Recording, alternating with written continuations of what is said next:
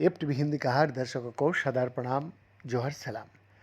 दर्शक, चीन का ग्रेट वॉल के बाद अब अफ्रीका रिकॉर्ड बनाने की तैयारी में है। अफ्रीका में 8,000 किलोमीटर लंबी ग्रेट ग्रीन वॉल बन रही है। ये पहल सहारा रेगिस्तान से सटे विशाल अर्धशुष्क क्षेत्र साहेल में लगभग 8,000 किलोमीटर तक फैली हुई है और इस परियोजना का लक्ष्य सिर्फ पौधरोपण करके हरियाली बढ़ाना नहीं है, बंजर जमीन को उपजाऊ बनाना भी है। लाखों लोगों के लिए रोजगार पैदा करना और जलवायु परिवर्तन से लड़ने के लिए तैयारी करना भी इसका लक्ष्य भी है। साहेल क्षेत्र में चुनौतियों से निपटने के लिए अफ्रीकी संघ ने 2007 में एक ग्रेट ग्रीन वॉल की शुरुआत की थी।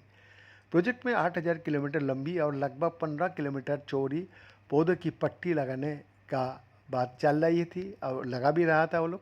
हालांकि बाद में विशेषज्ञों ने ये महसूस किया कि इस पौधे सीधी रेखा में तैयार करने की जगह घना और बेहतर बनाना जरूरी है।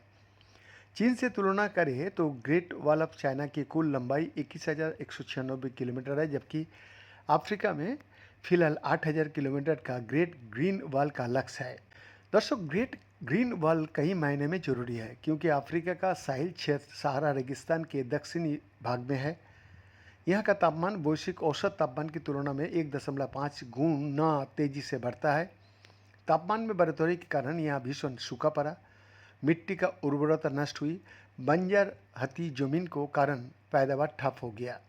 इन्हीं कारणों से सबक लेते हुए ग्रेट ग्रीन वॉल का कॉन्सेप्ट लाया गया और उस पर काम शुरू हुआ। पेड़ों वाला हिस्सा स्थानीय जलवायु को ठंडा करने में मदद कर रहा है। इस संदर्भ में दावा किया गया है कि इसका असर मिट्टी पर भी पड़ रहा है।